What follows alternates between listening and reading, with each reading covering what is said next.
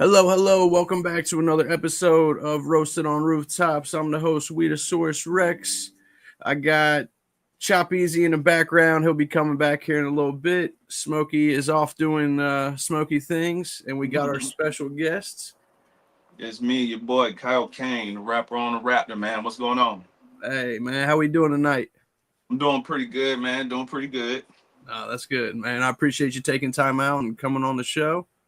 Yup. Gotta make sure I got my water, y'all. Hey, kids, stay hydrated if you want to preserve your liver. Hey, I know that's right.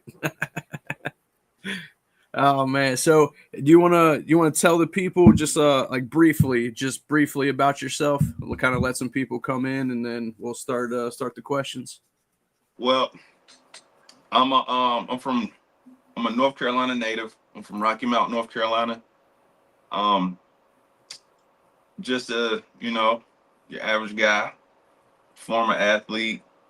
I just love off road. I love music, and somehow, throughout the course of my lifetime, from teenager to now, I've managed to finagle my way into doing music and riding four wheelers. That's pretty much what it is with me. Okay, that's what's up. What kind of sports you play? I played basketball. High school, I was at Nash Central High School in Rocky Mount, North Carolina, Nash County. Um, I was redshirted at A&T, North Carolina A&T State University. That's the first college I went to. And then I went to a JUCO in Florida, in Jacksonville, Florida, and played sports. Played there for like a year, and then I kind of just let sports go. It's true, bro.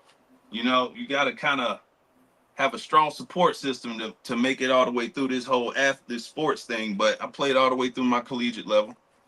Hey, that's what's up, man. Congrats, that's awesome. Yeah, I was Yep. big. I played basketball in high school too, so those were the good days. Those were the good days, bro. I'm college. I enjoyed college more than high school. High school was just, it's too restrictive as far as like coaches having their picks. And in high school, it's almost like you really got to have your dad or a male figure around you. As far as like where I'm from and how those high schools were operating, got to have somebody, that support system, to kind of be there and vouch for you and kind of carry you through the phases of being a student athlete. And I grew up without my pops, and most of my family, they didn't really come to games. So I just had like good friends, and their parents and their family was my support system. So high school was a little rough, but college, you're pretty much on your own. It's when you get your first little whiff of being independent. And I really didn't even want my parents or my people around at that point, because it's just too I'm partying. It's too many women. I don't even want my people to know what I'm into. Hey, I know that's right. No, that's what's up though. So I mean, obviously, talking about how you do music. Can you tell us a little bit about your journey into music and what inspired you to start doing music? Well, I mean, I've always liked hip hop. I mean, my favorite artists growing up, I can lay them out in order. First, it was Lil Wayne. Actually, it was Lil Wayne and Eminem kind of at the same time, because Okay. Lil Wayne was a young boy at that point in time with The Block is Hot, and the Hot Boys. But then you had Eminem in there. So my love for hip hop kind of started out with what my uncles put me on to: Outkast, DMX, Mobb Deep, and stuff. But as far as like cultivating my own, like what I like to listen to, who I like to listen to, you start to kind of generate your own listening ear of what you like. And that started with me with Lil Wayne and Eminem, because I like Lil Wayne because a lot of the stuff he was saying was real stuff at the time. I didn't grow up in the hood per se because of my grandparents. But whenever I'm living with mom, mom all rebellious and whatnot, and just thinks she could do it on her own. So we was in trailer parks. We ain't never lived in Section 8, but we was in trailer parks and probably a street over from the hood. Like, so mom did her thing, bro. She did the best she could. But Lil Wayne was really one of the ones that stuck to me. Once I got around to Eminem shortly after, it was more of like because I had a whole lot of white friends. I was very cultured. I had a whole bunch of different friends from different ethnics. So me listening to Eminem was nothing out of the norm. You know what I'm saying? Like, I think I kind of, when this motherfucker said something about putting a guinea pig in the microwave, I think that's when I was like, yo, this dude crazy. Like, and I started rocking with it. And you kind of go with it. Your peers is rocking with it. I was never the one to just be like, because everybody else like it, I'ma like it. But I mean, it was kind of hard to get away from Eminem and Dr. Dre. See, Like, that's funny you say that. I'm a big Lil Wayne fan. I'm not too crazy about Eminem. well, I mean, Eminem kind of as we got older, It fell it, off. You're not it, wrong it about fell that. off. But in the Yep. beginning, bro, Yeah, no, yeah, yeah. Eminem was life. The skits, talking to Paul Rosenberg and the freaking, like, the Slim Shady LP, fire. His mixtapes, unreleased songs that got leaked, fire. His beefs, fire. Undeniable rapper, bro. Yeah, Like, you can't deny it. all right, so for Eminem, there's a love for how he treats it, the technicality of it, just the love of the sport and love of pure rapping. Bam. Eminem go to. Lil Wayne comes with more of a storytelling vibe that was more relatable to me.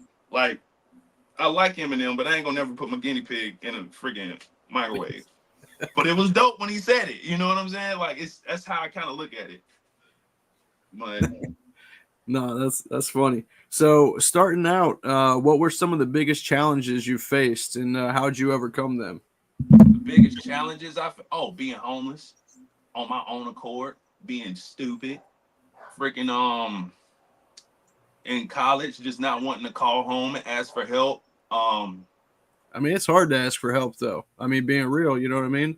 Yeah, and it was also because I know how I peeled out, man. I left and went to college and was on some shit like, yeah, fuck all this. I'm not, no, I don't got to pay. I'm grown now. I got accepted to 4 or 5 colleges and I'm going to this one. And you ain't had nothing to do with the decision. And I just felt like a grown man. So I peeled out on Mom Dukes. And I hate that and I've never told her this either. I should have told her on Mother's Day, but it might have made a bad vibe. Either way, I told her that stuff, man, and I went to college and I held it down for like 2 years. But after 2 years, partying, women, not going to class, I ended up flunking out of school. And I didn't have a dorm to stay in. So for like 2 weeks, I had to sleep in my 96 Camaro, my Z28. And that was like the hardest 2 weeks freaking ever, bro. Like, cause that's when reality hit you. It's like, all right, you starting to get a little musty. We're gonna take a shower. Thank goodness for me, I've always had women. So I've always had women around and phone, like calling at any time. And that 2 weeks hit, bro. And a couple of my shorties came through. You gotta keep it P. I had to keep it P to get back on my feet. Hey, there ain't But nothing wrong with that. that was tough, bro. That was because that's when you learn women can be evil. You don't if you live with her and she one of them, because not every woman gonna be like this, but if she one of them, bro, she'll throw your stuff outside that front door. Like, I ain't ashamed to say none of this stuff. Well, I had women throw my shit out the front door and talk about I'm gonna beat that other bitch ass when I see her. Like, all kind of shit, bro. It was just learning experience as a man. That was the toughest right there. That's that little time frame right there. So have you always had the same the same kind of style for your music, or has it kind of evolved over the years? Do you have anybody that I don't want to say like copy or mimic, but do you have anybody that you kind of relate to Well, when yeah, you do your music? I have a whole process. Like, so I didn't start taking it serious until this one specific night. I want to say I was like 24. I was like 24 years old. I had already got back into college. I'm heading towards graduation. And it's one of them things where it's like, all right, we were just goofing off with it. My homeboy that played for Winston-Salem State, he played football there. He came in with a MacBook and Pro Tools and was just like, yeah, motherfucker, we gonna rap. So I'm like, all right. And you know, the party lifestyle is still heavy on us. So we would just go to the club, come back to the crib and rap about it, right? And I call it audio cardio, where we're just rapping for the sake of rapping. We're not developing hooks. We're not none of that. We just trying to make sure that we can rap. And we got bars and flow. And at that point in time, you know, Ludacris is in there.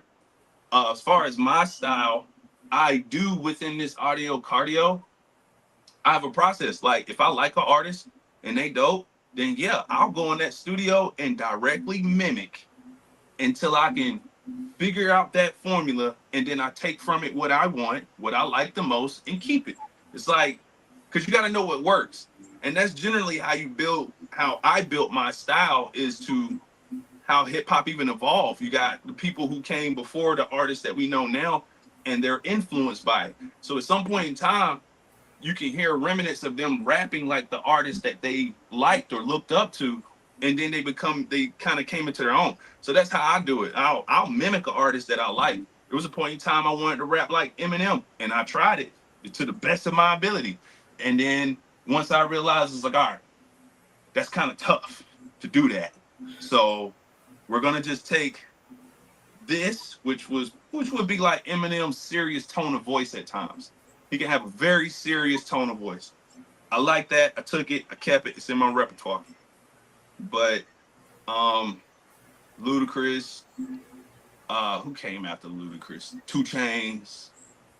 I'm not a big Jeezy fan, but I like his beats. I wasn't that big of a fan of Jeezy's like sound vocally. I was Gucci man. Yeah, I'm a big Gucci fan. I'm Yep. a Gucci man fan. I Big Bird. Like, Nah, yeah, yeah, it was. that's pretty much how I came up with it. And I mean, as far as me taking music serious, once we got past the point of where it's like, all right, man, we can rap. Our peers are telling us we can rap. We're doing storytelling. We can map out a whole night at the club and make it a song, which is still one of my skill sets now. Um, I ended up coming across someone that was more of a fit for how I was living, which was a Travis Scott. And his sound was totally different. Well, not totally different. You could tell he was like a more edgy. Put Kanye West and Kid Cudi together, who were two big artists at the time. He was a more edgy version of them. So I kind of like gravitated towards that, and I like that sound. It was different. It's hard to actually even do if you don't know what you're doing behind that computer screen and his production and whatnot. So I kind of, from that point, that was like 2012 to like now, I've been a huge Travis Scott fan. You add a little bit of Future in there because I'm a big Future fan, and you pretty much got Kaio Kane sound. Nah, yeah, I can see that. You That's know? nah, I can definitely see that. Especially now that you say that, I can. 'Cause, Future, I fuck with Future too. Future the GOAT, man. You know, Future the, So because I I mean, mean, I had that lifestyle, that lifestyle that he was living. That's how I was living in college. Like, you know, so how long have you been doing music? I've been doing music seriously like since like 2014. Damn, okay. 2014 is where I got my first management contract, and it was some BS, but it actually got me around the local area in North Carolina. You start learning a little bit more about how the streets are moving beyond what I know from childhood. You start getting into street politics now, moving around like that, because everybody and their mama want to rap. So that first management contract, you know, you moving all around North Carolina, hitting hole in the wall clubs, hole in the wall strip clubs and stuff, and taught me a lot. I learned a lot. Oh yeah, no, I definitely will. Now, so I know you personally. Obviously, I met you at the Dirty South Hoedown, and I got to see you, and obviously became a big fan just from seeing you perform there. Mhm. And I know obviously that you didn't really engage too much in the cannabis use. I know we gave you a bottle of Crown, and you were happy with the Crown. Yeah, So because do you? I mean, do you smoke like when you record, or do you nah, or no? nah, I got my reason. I'm about to tell you. Yeah, So let's here's the hear it. thing. I will smoke weed if I'm comfortable with my environment. And the reason being is because in college, I had my weed laced one time with, I think it was like hash that happened. And I, you know, weed reacts to people, or people react to weed differently. At one point in time, it was cool. Like I wouldn't have this paranoia. I would just be lazy as fuck and not go to class. You know what I'm saying? But I could get over that. But when that night happened where my weed got laced, I found out that, and I've had the paranoia ever since then. So basically, what happened was I went to a club. It was a big club called Music City, right outside of Greensboro. And I got high. The weed was laced, and it was a whole bunch of guys like having a conversation to my right. And for future reference, they weren't even talking about me. But my paranoia made me feel like they were plotting on me. So I kind of was just like, well, fuck it then. Like, I'm gonna get them before they get me. So before, because I don't want to get caught lagging if they over there plotting it. And it just kind of felt like they were talking and looking at me, and I kind of felt like they were plotting on me. And I'm just sitting at a table, like by myself, because paranoia done got too heavy on me. I'm just sitting at a table with like a rum and coke by myself, right? I had like 3 or 4 other homeboys with me there in the club somewhere. And all of a sudden, a dude just got too close to me. Like their little group started moving closer and closer to me, and I just popped off, bro. I started a whole club fight, the whole club brawl, bro. And the club got shut down. People got hurt, gunshots, the whole Oh man. only to find out they had beef with someone else, a whole nother set of guys. This had nothing to do with me. and so from that point forward, I had a good friend of mine that got caught in the midst of that. And you know, people rushing out the club, he kind of got trampled and got hurt. And I just felt bad. Like this fight was probably gonna already happen, but I sped it up for sure. Right, And right. I was like, man, I don't like using substances where I can't control my mental thoughts and actions. And if I smoke, it's generally because I'm cool with the people, like really cool with the people I'm smoking with, and I'm cool with my surroundings. So therefore, I don't have any paranoia because I know these people. And if they do say anything smart, it's just joking back and forth between homeboys and whatnot. I don't gotta, because I can't smoke weed around people I don't know. Because No, that's when that paranoia kicks in. And like I said, I don't like substances where I can't control my actions. So that's why I don't really smoke like that unless it's just me and my old lady or some good friends in a nice environment. no, I respect that honestly. I mean, like you said, I mean, I've been in the weed game my whole life. I've helped open 4 dispensaries, big in Ohio here, and it definitely does work different for everybody. So I mean, you're definitely not wrong about that. You know, Now, how do you? So I know you mentioned, you got into riding ATVs, 4 wheelers, side by sides, and all that, making music. How do you balance your personal life with the music and the riding, and how do you balance all that? That's got to well, be a lot. I mean, it's a lot, but it's not a lot. And I'm gonna explain to you, right? So I have other sources of income that I set up from when I got out of my first deal. So I don't have to go to a 9 to 5. So basically the 4 wheel riding and the weekend stuff, most of these shows happen on the weekend. So it's a Right. weekend thing. So during the week, like now, is where I get done all the other stuff, the daddy stuff, the handle the business, the go see accountants, and spend time with your own lady, go on dates and stuff like that. That I handle that stuff during the week. That That's way it pretty much frees how up. I balance it out.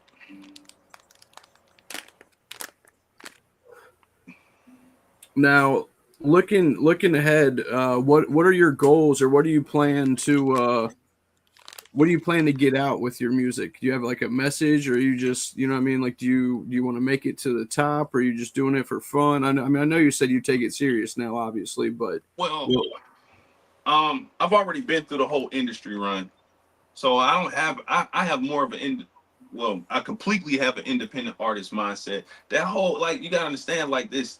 It's almost like playing the lottery to get all the way up there to the top, right? And I say that with pun intended, because how I even found out or got signed or went to get to see the industry and be around these bigger DJs, major players and stuff in the game is because the label that signed me actually hit the lottery for a few million. And they found me on SoundCloud. And one of their brothers, one of them happened to be in Greensboro, the other one was in New York. They put together a label with this money and signed me and a few other artists, and we went on like this journey to learn the industry because we got money to play. And I saw right there, big shout out to those two guys too, because that moment changed my life. I was able to learn the game and see the game without having to put myself in a compromising position as far as contracts and being intertwined and locked in with major labels. You know, not knowing what you're doing, because we threw a lot of money at the wall, just not knowing what we were doing. Just having the money to play. You know, that's how I came up on some of these big name features I have.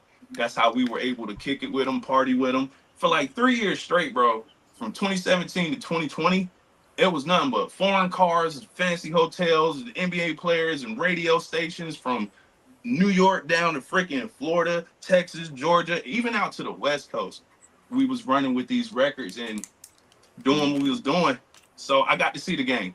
And ultimately I came to the conclusion when the pandemic hit, because the pandemic pretty much set it in stone. It was like, yo, all right, what are you trying to get out of this? The same question you just asked me is what I had to ask myself. What are you trying to do? What are you trying to get out of this?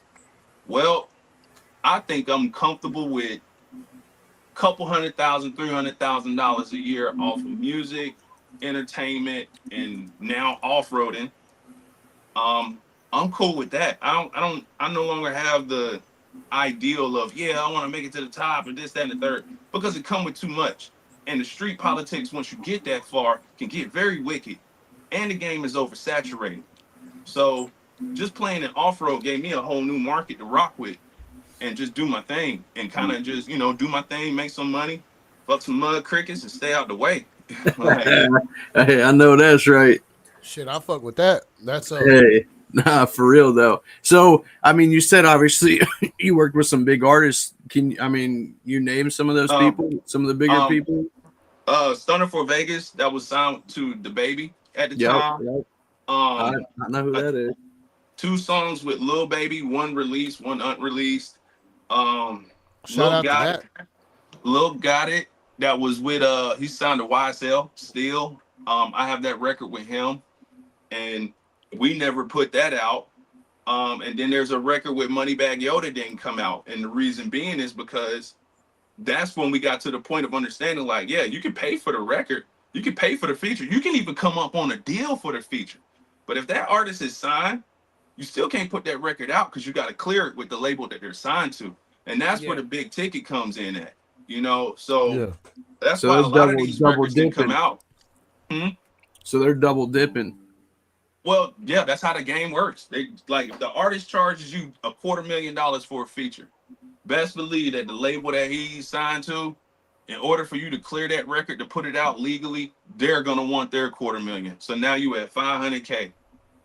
I ain't never had to pay no numbers. We dubbed it. Once it got looking that crazy, we dubbed it. Like, fuck all that.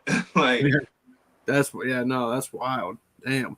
But that's how the game works. So I understood that, and I have records in my vault right now that I could slide them out on SoundCloud or some mixtape site like that. But for me, it's just like, I got the ones off that I got off, and I just kind of keep these right here because now, as far as that artist progression that I was doing the feature with, it's kind of outdated. So I don't even bother with it. I mean, that makes sense. Now, I know you mentioned about how obviously your environment matters if you're going to partake in cannabis and stuff like that. Yeah. Do you have a certain spot that you record, or does the environment matter when you're recording? Nah, I record right here in this room that we're in. I've always been in a home studio setup. Now, big studios, I'm cool with those too. But here's the thing that I don't like about big studios. When you walk into a big studio, it's always treated like the smartest person in the room is the engineer or the producer. And being that I know all of that stuff, because I'm always for like I said, for 3 years straight, I'm in here with platinum producers, big time engineers who got certifications and stuff. And I'm a fly on the wall. I watch their computer screens. I know what plugins they're using. I know the software. Take the Right. information. Some of them even gave me the game, like flat out. So big That's love. studios, I personally don't like big studios because of the rush. I'm so comfortable with being able to move at my own time because I know what I'm doing completely. You know, That's from mixing to mastering, I know what I'm doing.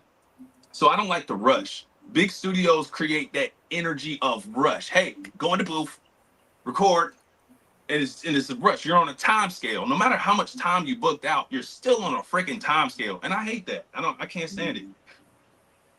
no, So I mean big that's studios, no. Home studios, yes. We are in the world of technology now where you can create some shit that's freaking platinum in a room like this. Or sometimes I record at the mud park in my trailer. see that's dope. I know Chop's got a at home studio right there in the back. Yeah, I do most of my work here, man. Now I do work in the big studio, but it's because I make time for it to do it. So, you know what I Going to mean? big But studio, bro. Like I said, it's big studios are what they are. They're like people go to big studios that don't know the stuff that we might know, and they go there trusting the engineer and producer or whatever, yeah, you and can't. and you Nah. get this, and it's still that stigma behind it where it's like you ain't really doing it if you're not at a big studio. But truth be told, bro, there's records that sound better out of somebody's freaking garage than a Then big at a studio. That has studio, yeah, happened. That has absolutely. definitely happened. No, I believe that. Um, so how do you remember the first show that you ever did? Can you talk about I guess like the difference from your first show to I guess the show that you're getting ready to do next month? I think that's Redneck Rave. My next show is with opening up for Lil Bootsy at Deep Creek at Creek Fest. That's Oh like shit! Okay, that's when's next that? week. That's Oh, next next week. week. Damn. Yep. Okay. Well, I'll be leaving for it next week. I'll be leaving on Wednesday, and I'm gonna be there from Wednesday till Sunday. So that's in Damn. Fayetteville, North Carolina at Deep Creek, and That then it's the sounds Redneck Rave. that sounds like that's gonna be a good time. That's gonna be like almost like a Redneck Rave. Man, I don't I know the numbers or statistics on Redneck Rave. I just know Redneck Rave is lit, and I know that this is probably gonna be this specific park's biggest event until future notice or whatever. But my first show, bro, oh yeah, I bombed it. I'm gonna tell you out straight up.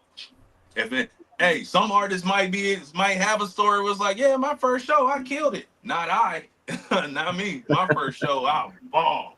I walked off stage, bro, because fucking the DJ, for some reason, bro, like this is the stupidest shit ever, and it probably wasn't even my fault, but the DJ was somehow DJing, and instead of a flash drive or him having the records in an email or some shit like that, I gave him a CD. He asked for a CD with the records. So in the middle of my performance, the CD skips and stops. And then oh he tries to do the DJ thing and just get it back going, spot on or whatever. And I drew a blank. I drew a blank, bro. I'm listening to a song I've been practicing forever and couldn't figure out where the fuck I was on the song. Like, so Man, I was like, man. So I did the only thing that I could do at that time, being a novice. I said, man, fuck this shit, man. Fuck this DJ, bro. Who the fuck hired you, bro? Man, I ain't doing this. And I walked off stage. Straight up, bro. Like, I'm already nervous. You know what I'm saying? What Eminem say, knees weak, arms sweaty. Right, and the DJ done set me up for the kill. What? man. So what's the biggest show that you've done? Um, I mean, actually, not you don't have to go like dig, I mean numbers exactly, but I mean like, was it um, your hometown state? Was it out of yeah. state?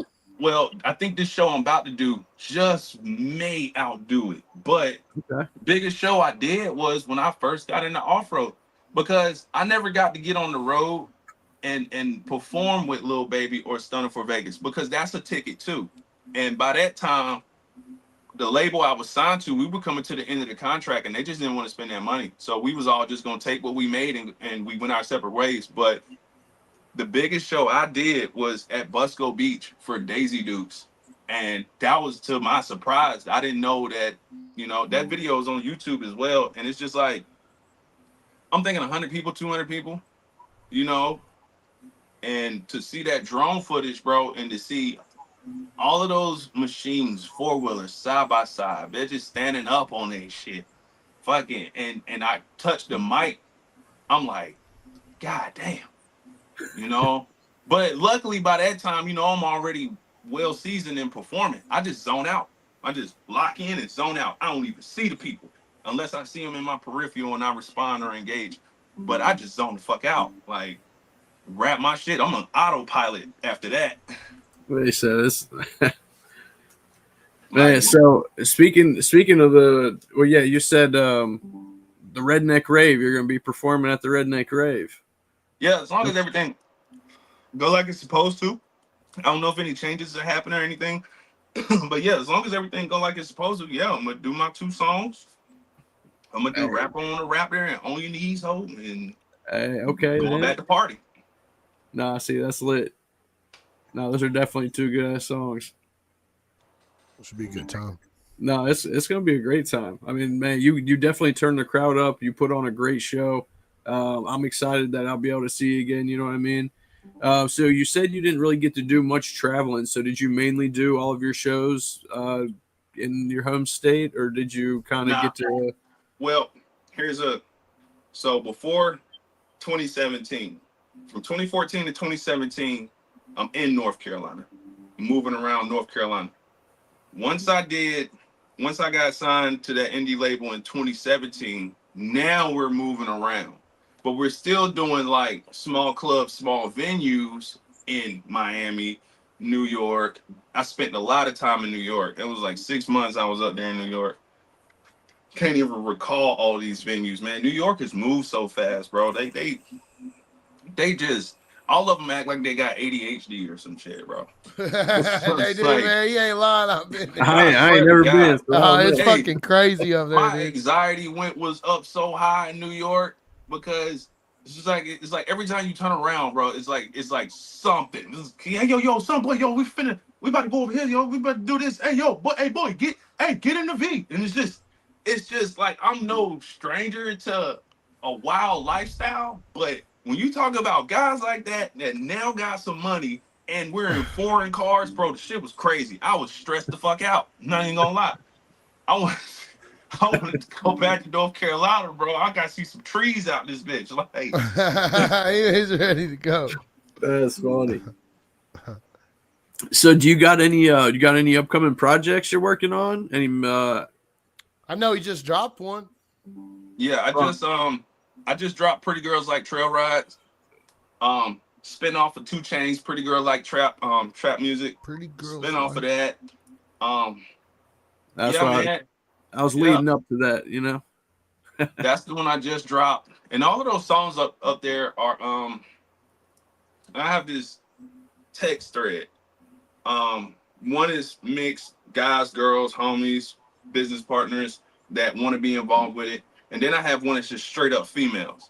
And now as I'm making projects and making songs, I'll text it to them, send it out to them. They give me feedback. People that are musically inclined, and they'll send me back. So Pretty Girls Like Trail Rides was picked out by all the females.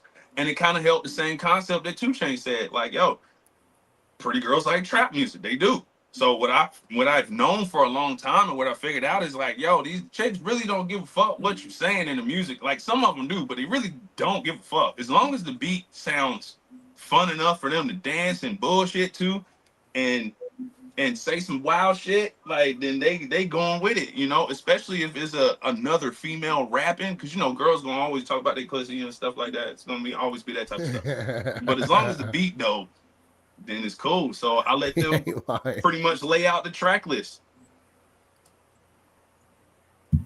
He ain't lying at all. Sorry, Rex. I was looking for the. No, you're good. I know. Well, I know you said you wanted to talk about, or you had some questions or wanted to talk about. You go ahead and ask them, Chop. Well, I was just going to ask you about the rave. You said this is your first time. Mm-hmm. You're gonna have a blast, dude. It's a great time. Yeah. It's a great time. Yeah. It's like any other off-road mudding event that you go to. I do see you out, man. I just want to let you know that I salute what you do, bro. I see you out here working. You Just know what I doing mean? my thing, man. Just trying to find the good people, the good artists, and anybody that's, outside riding or just outside in general, having a good time, living a life. Cause that's where I'm at. Like, contrary to popular belief, like, I don't know, man. You can come across some artists and they just maybe I got that look on me or that demeanor, but it just feel like automatically like it's like I'm trying to challenge everything. Like, nah, bro, I want to fucking go ride. That's what I want to do. Like, I want like to I have don't fun. I want to go ahead. like I don't really care for trying to out I think a rap lot of somebody. artists are like that, man. There's I, so I, much. but I've been through it so much that I don't even feel that way no more. And like, unless it's provoked. But other than that, bro, I don't be wanting to like, yo, I could rap better than you, or I can make better music than you. I honestly don't even give a fuck. I just don't even give a fuck. Yeah, Yeah, I didn't get those vibes when I met you that first time. I didn't think you came off like that. I man, just I I just get on feel records and pop my shit, and then I go hang with the people. I feel like if it ain't affecting your pockets, bro, who gives a fuck what the next guy's Oh, doing, dog? oh God, bro, Yeah, Like like. there's no need to pocket I don't watch. give a fuck, dude. I could give a That's fuck, like for real. Like you ain't paying no bills, you ain't putting food in the shit. Why do I yeah. give a shit? You know what I mean? To Like even once hate, you, like I think we might be at that age where it's like we understand something. Like yeah, I think we understand that one, money can definitely change overnight if you make the right decision or the wrong decision that turned out a certain way. Money That- can change overnight. So I never try to get into this who got more money type of deal. I'd never get into that. People can progress in music. They can have a trash song this night and come out with a hit the next night. So I get it. Rap is a competitive sport. And what I'm saying is, I'm kind of over the competitiveness. It's like, yeah, it's trash. it is, it's there's no. stressful. I It's fucking mean, stressful. there's enough to go around if everybody works together. That's how I look at it. I There mean, is, man. it can be. It There, can yeah, be. there can be. You're right. Absolutely right. It There can definitely be. can be. But it's Yep. just, unfortunately, you're pretty much it's almost like that debate where it's like 100 men versus one gorilla, right?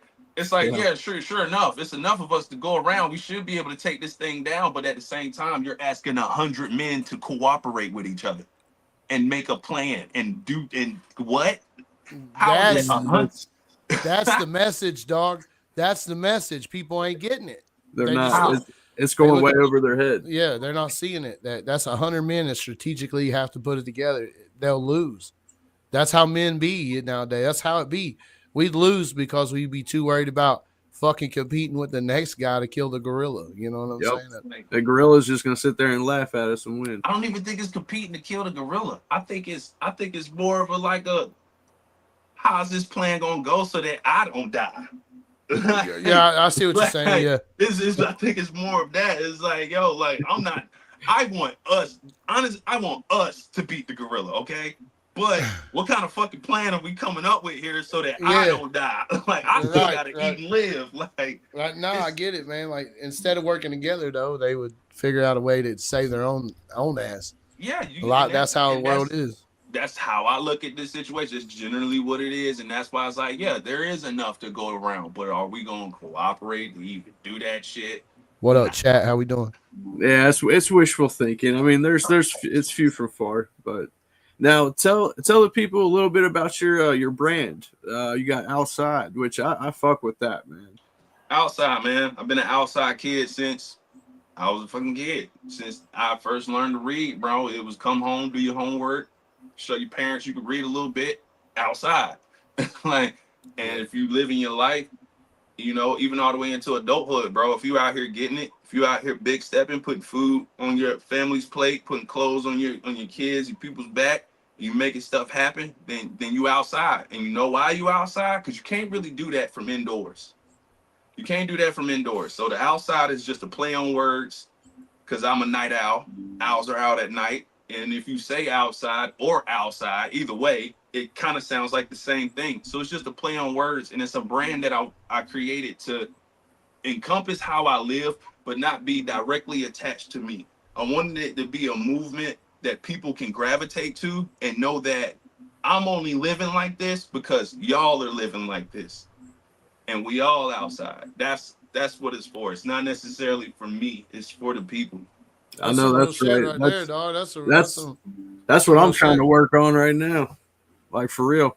Got to That's create a real. movement. It's got to be a movement that people can attach to. Because if I made it myself, it's like if I made the brand, it's like uh Kaio Kane something, then that makes it too personal. That makes it like people got to Yep. be super cult following of me and just me. And I'm not that selfish. I'm not that narcissistic to where I would feel like that.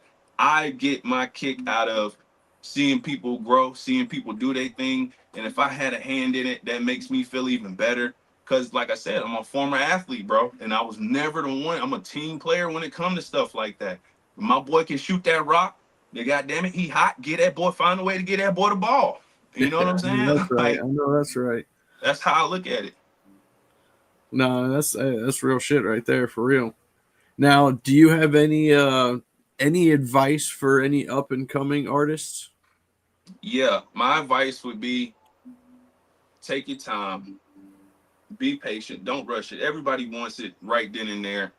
And at this point in time, it's 2025. I'm pretty sure people have heard enough lectures, enough speeches, enough social media memes and motivational speeches to tell you that your time is gonna come when it comes. You just stay head first on your craft, perfecting your craft, because as long as you perfecting your craft and getting money, when that opportunity shows up, you're gonna be ready. It's just as simple as that. You can't worry about the next man and where they at, what position they in, how many followers they got, because sometimes these guys with big followers, it don't even convert over into reality. They just like being watched on social media. People laying in their drawers watching them on the phone, but they can't put ticket sales out. So just don't stress the shit. Don't stress the superficial shit. Work on your craft, get you some money, and you're going to gradually, step by step, build yourself a cult following. And I'd rather have 1,000 people to spend $100 on me throughout a year, so that I definitely know I'm gonna make $100K in a year, versus having 1 million followers that are iffy and you don't even know your analytics. Like, Man, Hey, good talking. we were just talking about that, Like, Chop. I know, dog. Like that's crazy, bro. That's the truth. I said it today into my group in a group chat. Like I'd be much happier with my 400 fans that rock with that me rock with solid. you. That Yeah, rock with you, because you're gonna ultimately, bro, like, They're gonna buy all your stuff. They're gonna they're be the gonna ones that are support, they're gonna supportive. buy your shit. Chop Peasy gonna be lit, and y'all wonder why this motherfucker can be out here and got the shit that you. Because keep it in mind, Chop, there's probably an artist looking at you and watching you and like, yo, like, I want to get there, and they don't know the specifics behind scenes, but they're just like, yo, I want to get there, and they don't quite know how to get there because you remember they got the freaking downforce of mainstream crashing on them because they see these bigger artists and they think like, okay, I yeah, gotta get absolutely. there to mean something. When it's like, bro, shit, you want to be Drake? Go play the lottery. Like, you might as well Yeah, play the yeah. lottery, bro. Straight up, straight up, because that's what you're gonna need to keep up with that.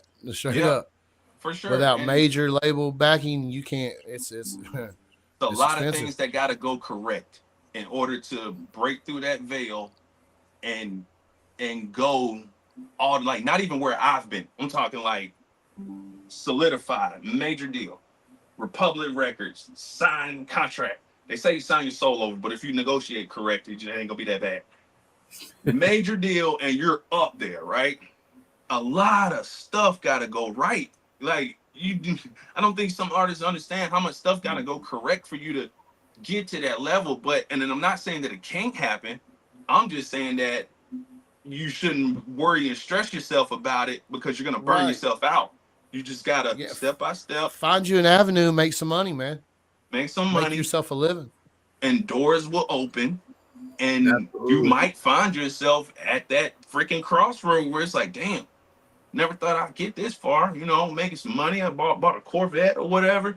And it's like, dang, now I got labels at me. Shit, I could actually go. I could actually, you know what I'm saying, sign a contract. That could happen. You could get there, but it ain't gonna be easy.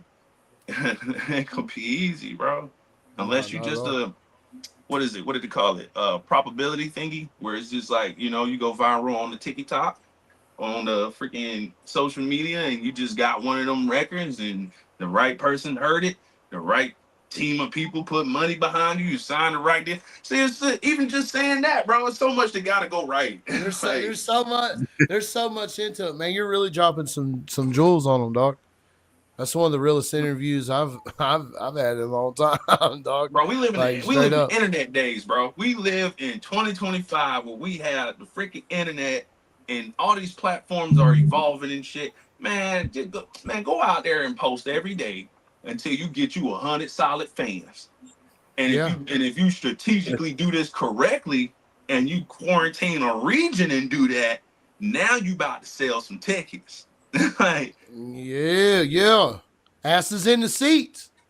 asses in them Hey, seats, bro. Like, that's what. yeah. Hey, dude.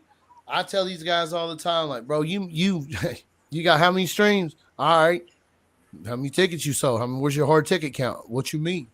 I blew up Mhm. off the TikTok. Yeah, but how many seats do you sell? Like, who comes to these shows to watch you, or are you just riding with your boy who's got the motion? Like, you got to understand that. Like, you got to build yourself a fan base. You See, have to. I can tell people exactly how this happened with me, right? So even when I was signed, I got more traction now than I had being signed and money behind me. And the reason being is because radio was on its way out. And we spent a lot of money on radio to put these records on radio when radio wasn't it. We needed internet. So there's internet and then there's in person.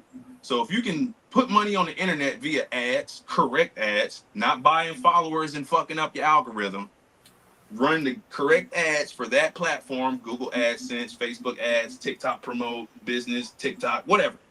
You can specifically target regions and areas and see numbers come back and who's engaging. That's the internet side.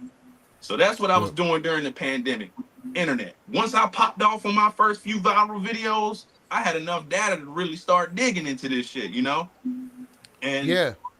once the off-road scene happened, because I've always been acquainted with ATVs and off-road, it was just that I didn't have the money at the time when I was younger to afford any of this, and my parents, my grandparents, uncles, and cousins won't finna let me ride they shit. So I don't know if they will ever see this interview or whatever, but if they happen to come across my Facebook and see this, for every last one of y'all for not buying me a four-wheeler. I got it myself now. But once I got into off-road, I already knew the internet was doing what it was going to do. Now I just needed to put feet to the ground, meet people in person, shake hands, brick by brick, person by person, fan by fan. And that's what I started doing. Started in North Carolina. Luckily for me, I did have a Busco Beach in my backyard. See, that's one of the things that had to go correct.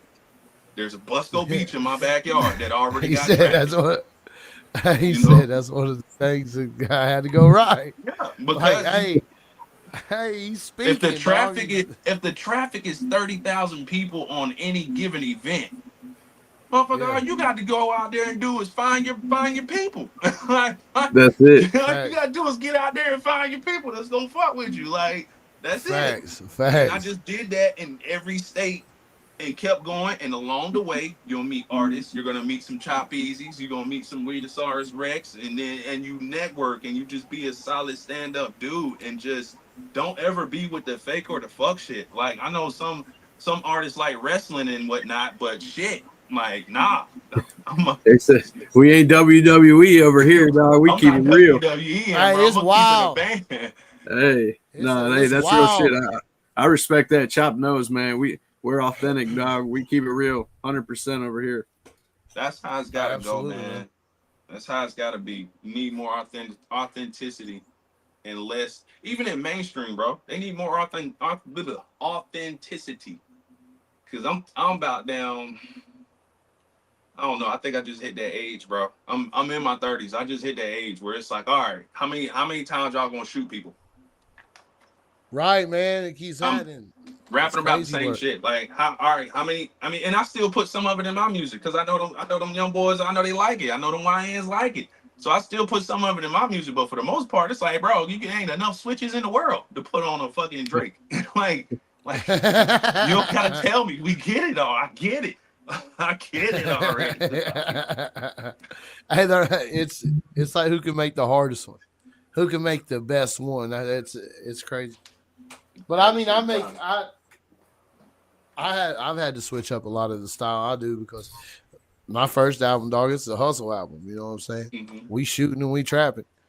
You know what I mean? And this one was starting out that way, and I'm like, nah, we got to mix it up. Yeah, I mean, and like I said, it's like Chop. It ain't nothing. It's not nothing too wrong with it. It's just that it's overplayed, man. The industry catapulted this shit and put it front and center. And some people can't tell what's entertainment and what's not.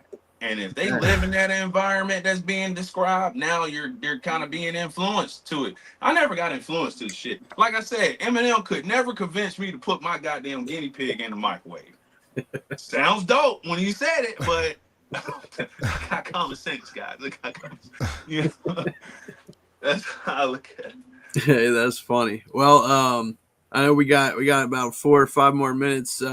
Where can I'll drop the links here after we get off, but tell the people where they can find you on all your music and what social media you're on. My music is gonna be on every streaming platform: Amazon Music, Apple Music, Spotify, iTunes, wherever you listen to music at. I am there. TikTok is Kaio Kane Official. Instagram is IM_KIO_KANE. My YouTube is just Kaio Kane. Facebook, Kaio Kane. I'm on those platforms. Yeah, man, that's pretty much what it is. Even when we review the album, we don't gotta play the whole album because I want people to go get their experience on it. You know what I'm saying? But yeah, like that's where I'm at, bro. I'm all over the place. Hey, that's what's up. Well, like I said, man, I appreciate you taking out the time out of your day to come hop on Rooftops. I can't wait to see you over here at the Redneck Rave. For sure. Like my I said, first Redneck Rave. Hey, it's gonna be lit, man. You put on a good show at the Dirty South Hoedown, so I can't wait to see you tear it up here, man. You'll have a blast, dude. Hey, it's a good time. Hey, you just said Justin up here. Oh, conehead ass. wait, let me see. Hey, let me look at the square. What up, Justin? Conehead ass boy. Tell Justin take that hat off.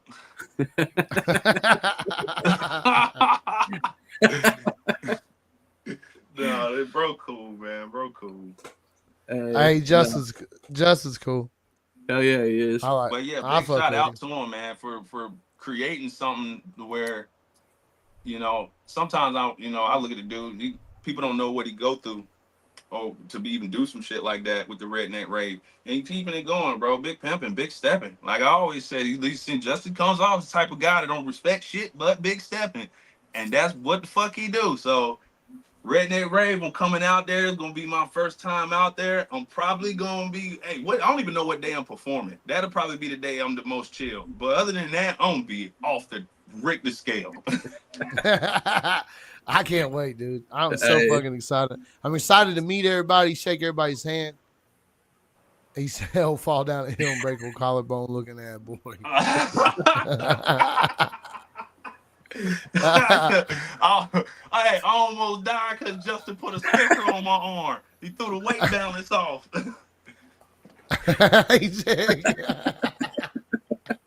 Heck yeah. Oh, is he talking about the damn thing? Heck yeah. That was, man, they hype me up. Hey, bro, Justin and them are good for hyping somebody up to do some wild shit. I was already going to do shit. I was already going to do it, but they hype me, bro. They like, yeah, man, put the sticker on. Put the sticker on. I'm like, all right, yeah, man, fuck it. Go ahead, Brian. Put the sticker on, bro. Man, that little freaking 0.2 ounces threw me off to the right. Man, that's funny. Well, Chop, you got any last questions or you got anything? Hey, man, just excited to meet you. I'm looking forward to meeting you, man, at the rave. And like I said, we're gonna play we're gonna go over your tape And I'll let you know. You can come back. I'll send you the video so you can watch it and stuff. For sure, man. I appreciate that, man. I Yeah, appreciate absolutely, bro. everybody that tuned in, bro. I'm about to go out here and put some wrenches on some screws and try to get my bikes running like they supposed to so I can break them again. Hey, I know that's right. Hey, well, much love, dog. Be safe, and like I said, I'll see you at the rave. All right, guys. Hey, be safe, Yeah, bro. see you, Bubba. All right. Oh man, Well- well, I appreciate everyone for tuning in for another episode of Roasted on Rooftops. Thank you, Chop. Roasted on rooftops. I'm changing the artwork Hey. for next week, guys. Yes, sir. I got Yeah, some. it's gonna Hey, have I some got some big sponsors on it. news coming out too, man. We Shit, got drop some that good stuff bitch. in the work. Hey, we got Drop some. it, We got dog. some stuff. Drop it. I He won't can't drop drop it. it right now. Can't drop it right now. Man. They'll have to follow the page to tune in. Damn. the Hey, though, that's announcement good stuff. before the announcement.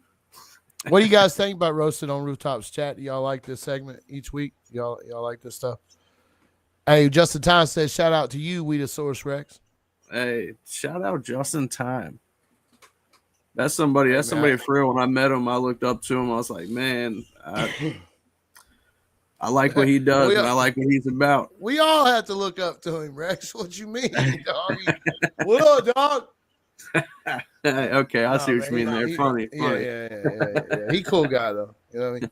I fuck with Justin, dude. I think he's cool as fuck. Like, I really. I mean, do. I've learned a lot from him just by watching him and just be hanging around. You know what I mean? Being around all you guys. So, you know, that dude can teach you something, and you don't even gotta fucking call him and ask a question. You just gotta look into. You just gotta know what he's teaching. Like, you just gotta be observant, pay attention. Don't talk. He's trying to get his damn gold nugget chain, cuz. He said it's time to cash in those clout tokens, boy. Hey. Yeah, we've been on the road with about a year now, dude. You know what I mean? Like, say we'll have to talk about that. He said we'll have to talk about that. Yeah. Hey, Tom, I'm telling you right now, dude. One person that ain't buying no gold nugget chain is Rex. Like he won't even. This cat won't even go get iCloud storage for his phone. Like he won't do it. He won't do it. He'd rather just be like, man, send me that picture 5 times to this other place. Send it to this other account. Send it over here. Like you can't even screenshot my guy nothing and send it to him to laugh at because he won't go buy iCloud storage. Hey, well, and that's why I'll always win. Big bank takes little bank. Hey, true story though. I give him that. We shoot music videos and my guy pops up with the bank. So I ain't even mad at it. Hey. That shit crazy, man. He brought a bunch of fake money last time. Talking about I got you.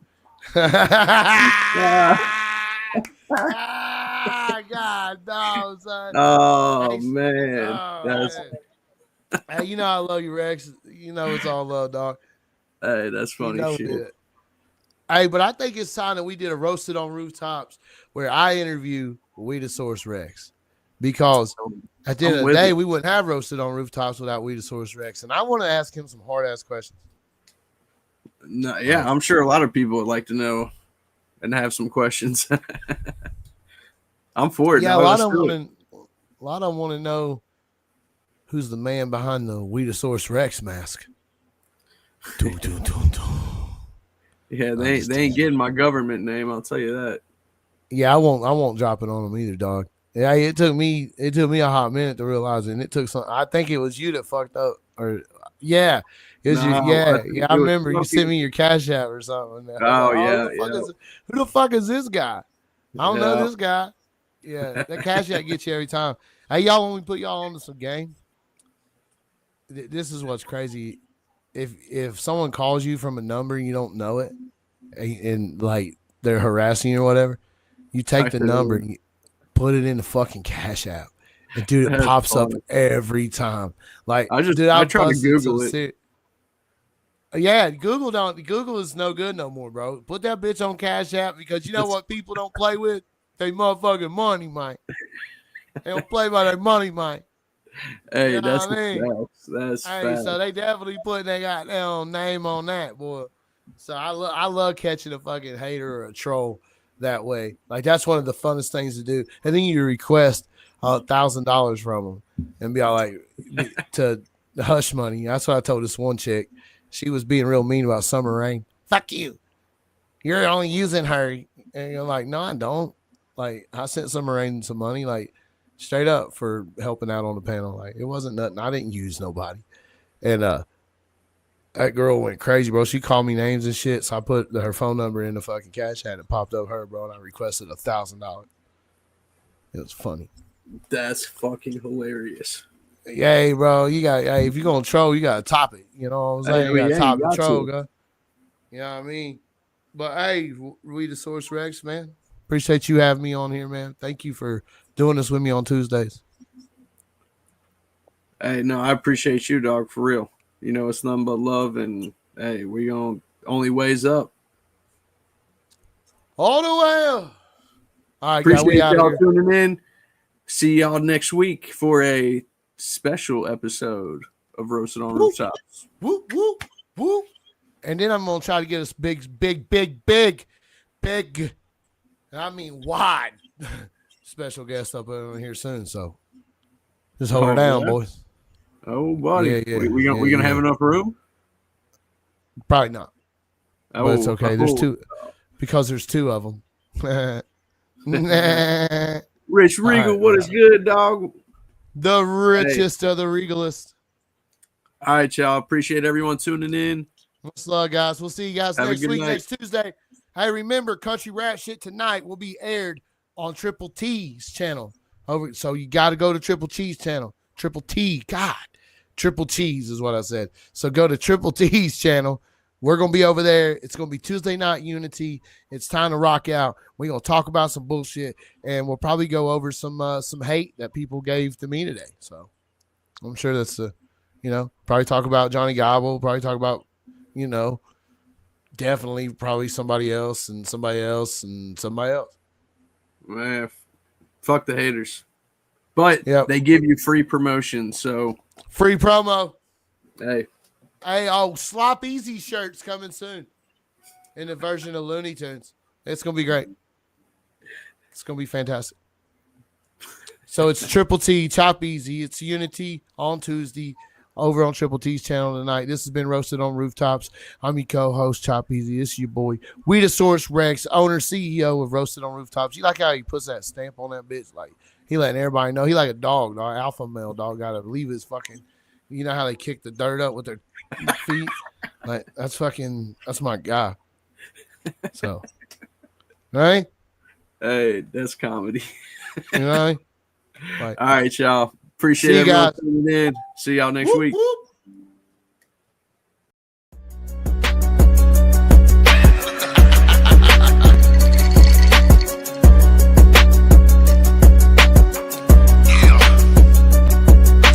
Dropping on a bail, caught a 50 off the top. Said the money really sticky and the rumor smelling nice.